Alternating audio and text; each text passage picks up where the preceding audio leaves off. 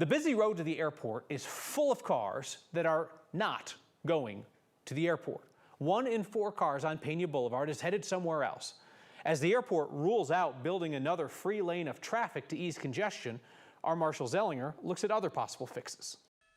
If you're supposed to get to the airport about 2 hours before your flight, you need to leave a lot earlier to navigate the traffic jam that is Peña Boulevard. I help people move in every mode of transportation aside from the actual airplanes at the airport.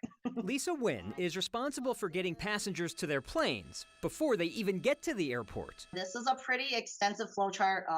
I'll be honest, we were trying to not overwhelm folks with This flowchart that could challenge that meme from It's Always Sunny in Philadelphia has one key element.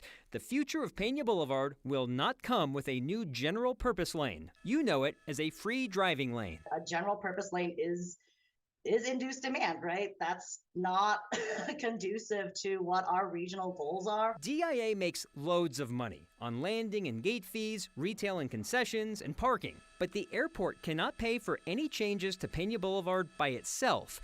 That's because the road built for the airport sees 27% of the traffic go somewhere besides the airport. So 27% of the cost needs to be paid from somewhere else. It could be a federal grant, a state grant, could come potentially from municipal dollars, but it needs to come from non-airport revenue funds. Let's look at Peña Boulevard by the numbers. When DIA opened in 1995, 75,000 vehicles traveled the road daily. At its peak in 2019, 138,000 vehicles a day. It dropped after COVID and is climbing again to almost 129,000 a day. Estimates from the Denver Regional Council of Governments have households within 5 miles of Peña doubling from 127,000 to 250,000 by 2050, and the number of jobs in the area growing from 238,000 to 400,000.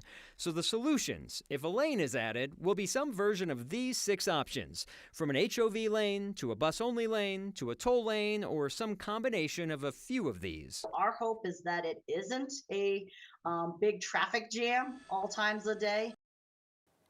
Where does transit fall into this in RTD? There are some statistics that both directions, the A line could handle 98,000 people a day, and currently, as of 2022, it was 10,000 using it, so the capacity is there for people to use the A line. I asked what is probably a silly question, Kyle. Could the airport just accidentally drop $50 million somewhere, and then someone from the city of Denver is like, oh, there's a briefcase with $50 million, and then use that to pay for what DIA is not supposed to pay for? The short answer is no. No.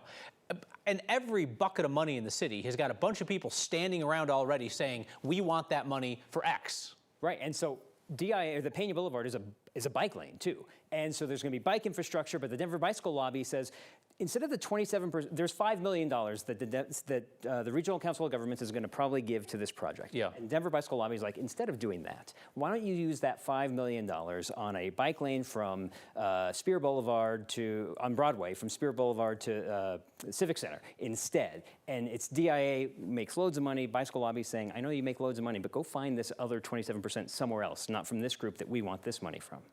To be continued. All right, Marshall, thank you.